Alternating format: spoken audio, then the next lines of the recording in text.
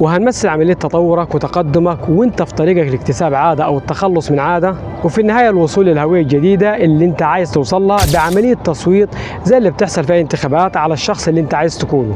وانت في طريقك كل فعل بتقوم بيه هو عبارة عن عملية تصويت على الشخص اللي انت عايز تكونه، ومش فعل واحد هو بس اللي هيغير معتقداتك، ولكن مع تراكم الأصوات هتتراكم الأدلة عندك على هويتك الجديدة.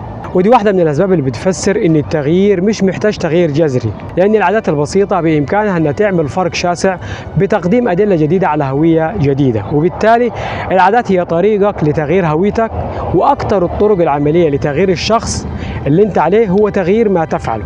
وبالتالي كل مرة هتكتب صفحة هتبقى كاتب، وكل مرة هتتدرب هتكون رياضي، وكل ما هتمارس عادة مش بس هتحقق لك نتائج، دي كمان هتمنحك ثقة في نفسك، لأنها هتخليك تصدق بأنك تقدر أنك تنجز الأشياء.